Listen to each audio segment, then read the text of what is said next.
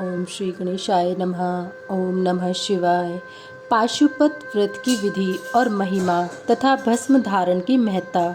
ऋषि बोले, भगवान, हम परम उत्तम पाशुपत व्रत को सुनना चाहते हैं, जिसका अनुष्ठान करके ब्रह्मा आदि सब देवता पाशुपत माने गए हैं।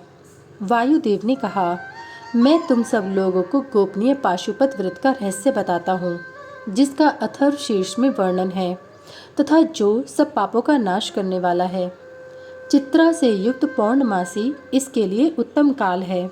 शिव के द्वारा अनुग्रहित स्थान ही इसके लिए उत्तम देश है अथवा क्षेत्र, बगीचे आदि तथा वन प्रांत भी शुभ एवं प्रशस्त देश हैं। पहले त्रयोदशी को भली भांति स्नान करके नित्य कर्म संपन्न कर लें। फिर अपने आचार्य की आज्ञा लेकर उनका पूजन और नमस्कार करके व्रत के अंग रूप से देवताओं की विशेष पूजा करें। उपासक को स्वयं श्वेत वस्त्र, श्वेत यज्ञोपवीत, श्वेत पुष्प, श्वेत चंदन धारण करना चाहिए। वह कुश के आसन पर बैठकर हाथ में मुट्ठी भर कुश ले पूर्व या उत्तर की ओर मुँह करके 3 प्राणायाम करने के पश्चात भगवान शिव और देवी पार्वती का ध्यान करे। फिर यह संकल्प करे कि मैं शिव शास्त्र में बताई हुई विधि के अनुसार यह पाशुपत व्रत करूँगा।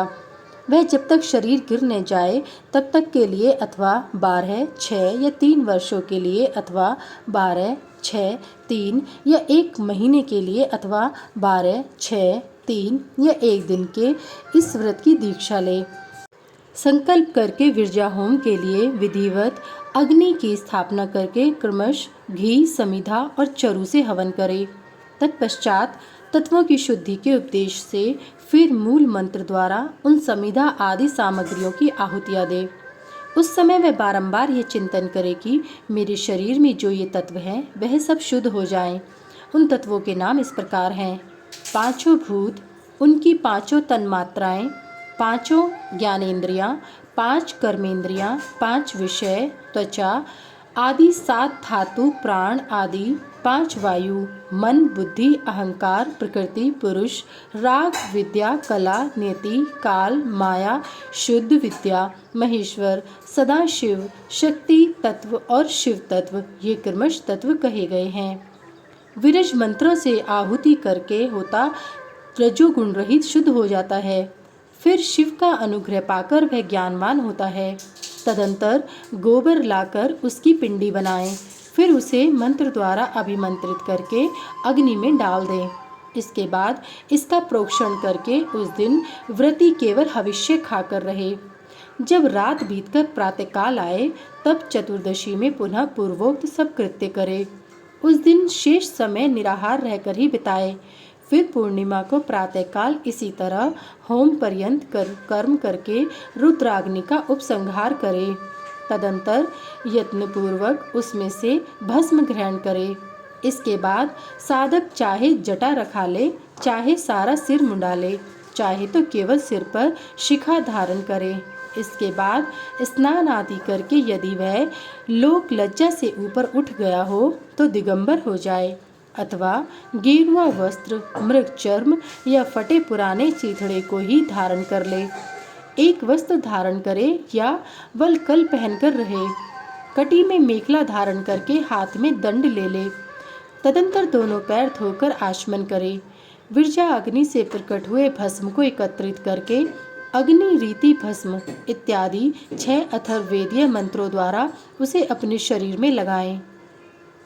मस्तक से लेकर पैर तक सभी अंगों में उसे अच्छी तरह मल दें।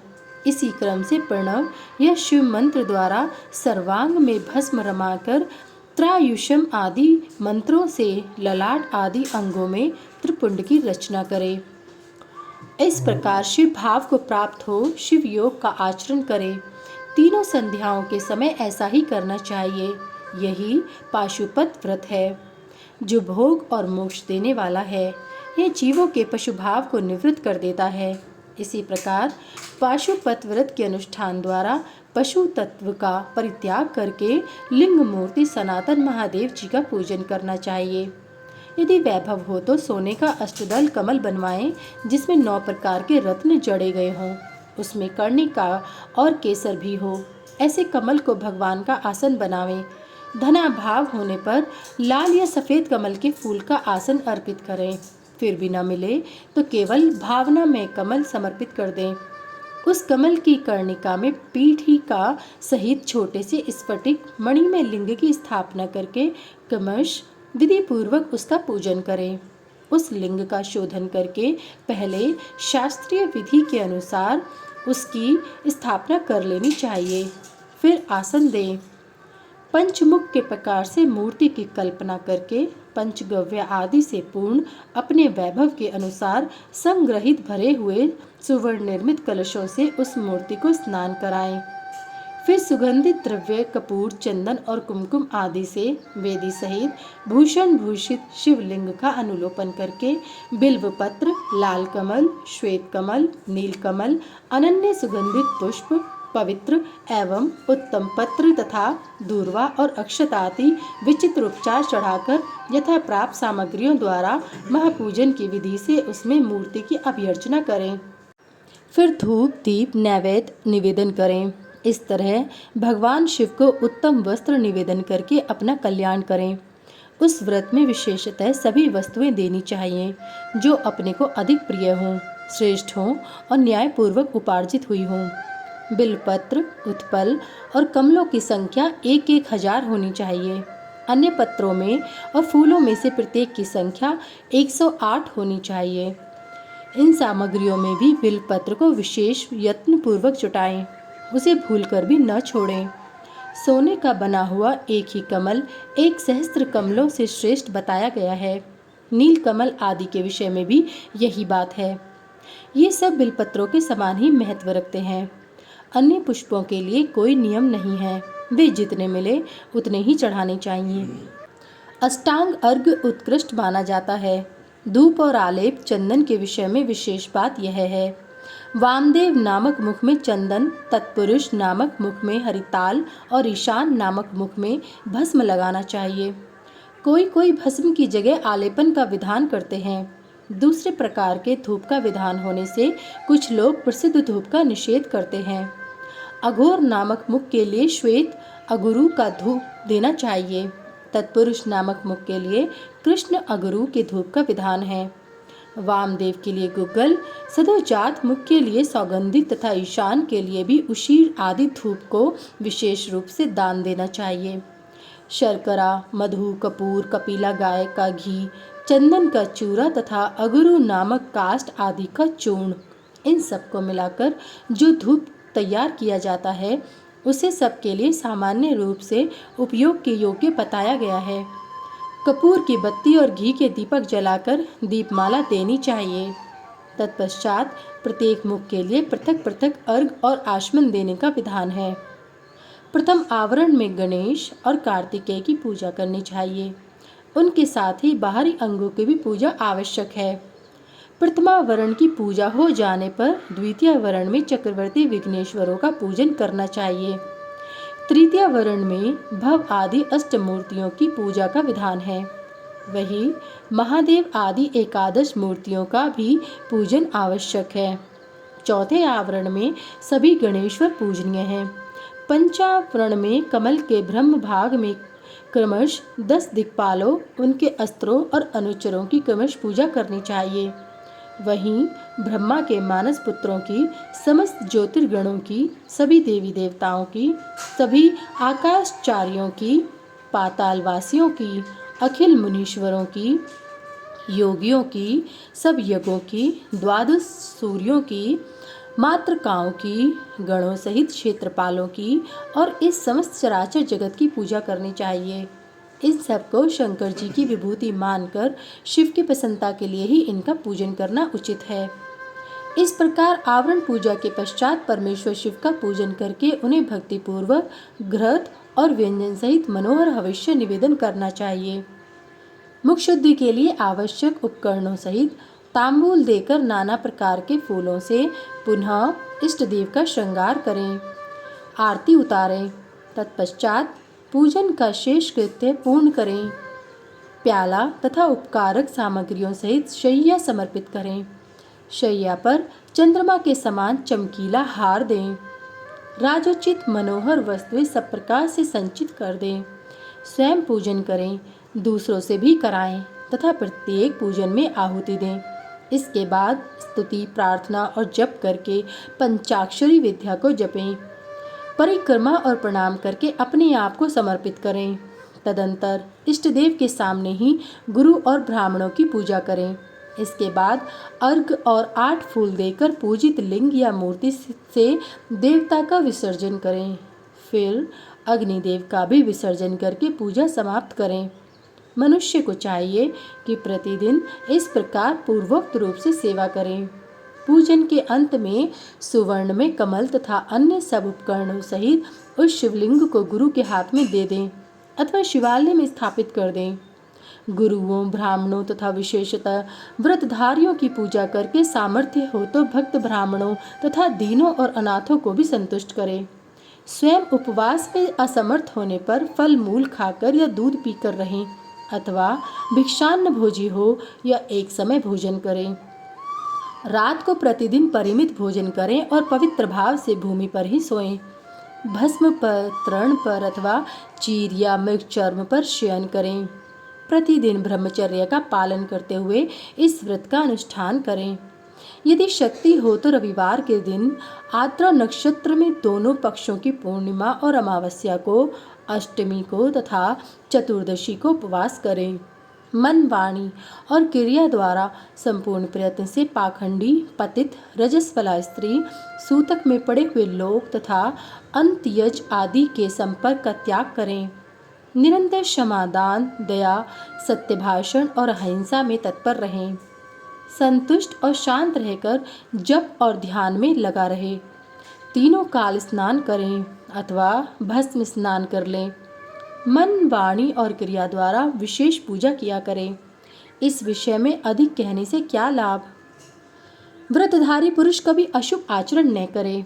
प्रमादवश यदि वैसा आचरण बन जाए तो उसके गुरु लाघव का विचार करके उसके दोष का निवारण करने के लिए पूजा, होम और जपादि के द्वारा उचित प्रायश्चित करे।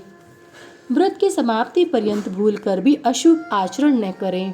समाप्ति हो तो उसके अनुसार गोदान, विषोत्सर्ग और पूजन करें। भक्त पुरुष निष्काम भाव से शिव की प्रीति के लिए ही सब कुछ करे। संक्षेप से इस व्रत की सामान्य विधि कही गई है। अब शास्त्र के अनुसार प्रत्येक मास में जो विशेष कृत्य हैं उसे बताता हूँ। वैशाख मास में हीरे के बने हुए शिवलिंग का पूजन करना चाहिए। ज्येष्ठ मास में मरकत मणि में शिवलिंग की पूजा उचित है। आषाढ़ मास में मोती के बने हुए शिवलिंग को पूजनीय समझें। श्रावण मास में नीलम का बना हुआ शिवलिंग पूजन के योग्य है।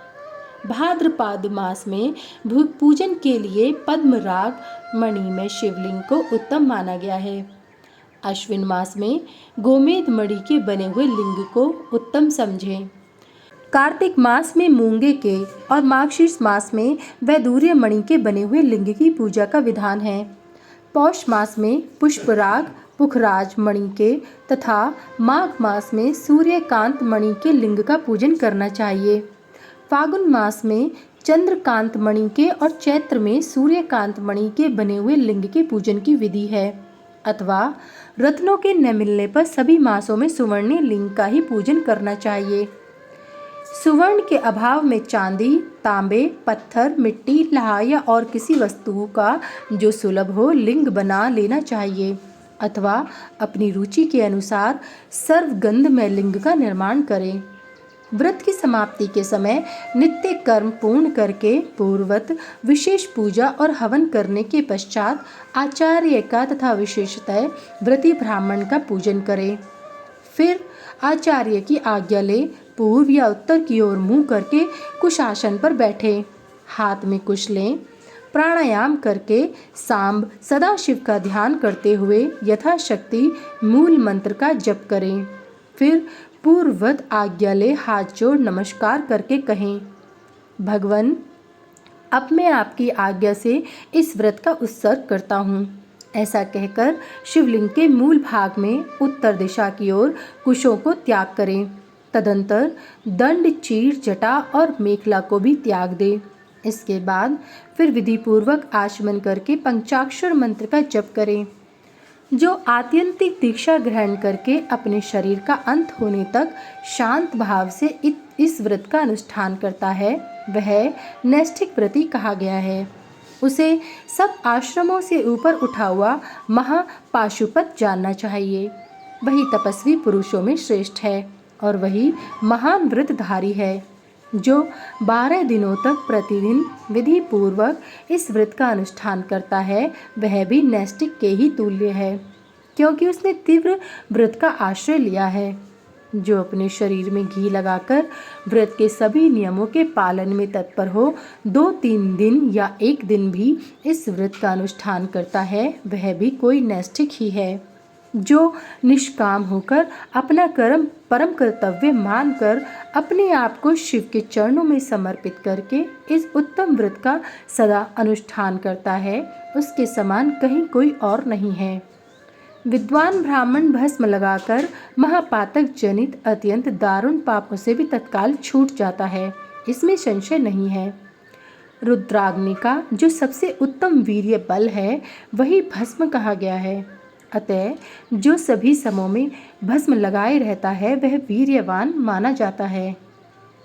भस्म में निष्ठा रखने वाले पुरुष के सारे दोष उस भस्माग्नि के संयोग से दग्ध होकर नष्ट हो जाते हैं। जिसका शरीर भस्म स्नान से विशुद्ध है वह भस्मनिष्ठ कहा गया है। जिसके सारे अंगों में भस्म लगा हुआ है और जो भस्म से प्रकाशमान है, जिसने भस्म में त्रिपुंड लगा रखा है तथा जो भस्म से स्नान करता है वह भस्मनिष्ठ माना गया है। भूत प्रेत पिशाच तथा अत्यंत दुस्सह रोग भी भस्मनिष्ठ के निकट से दूर भागते हैं, इसमें संशय नहीं है। वह शरीर को भाषित करता है, इसलिए भसित कहा गया है तथा पापों का भक्षण करने के कारण उसका नाम भस्म है। भूति ऐश्वर्य कारक होने से उसे भूति या विभूति भी कहते हैं। विभूति रक्षा करने वाली है, अतः उसका एक नाम रक्षा भी है। भस्म के महात्म्य को लेकर यहाँ और क्या कहा जाए। भस्म से स्नान करने वाला व्रती पुरुष साक्षात महेश्वर देव कहा गया है। यह परमेश्वर रुद्राग्नि संबंधी भस्म शिव भक्तों के लिए बड़ा भारी अस्त्र है, क्योंकि उसने धौम्य मुनि के बड़े भाई उपमन्यु के तप में आई हुई आपत्तियों का निवारण किया था। इसलिए सर्वथा प्रयत्न करके पाशुपत व्रत का अनुष्ठान करने के पश्चात हवन संबंधी भस्म का धन के समान संग्रह करके सदा भस्म स्नान में तत्पर रहना चाहिए। अध्याय 33 समाप्त। सभी वेद और पुराण सुनने के लिए हमारे इस चैनल को सब्सक्राइब करें और सभी वीडियो को लाइक करें। अगर मुझसे पढ़ने में कोई त्रुटि हो गई हो तो कृपया मुझे क्षमा करें और कमेंट में हर हर महादेव लिखना ना भूलें। भगवान भोलेनाथ की कृपा आप सब पर सदैव बनी रहे। हर हर महादेव। जय भोलेनाथ।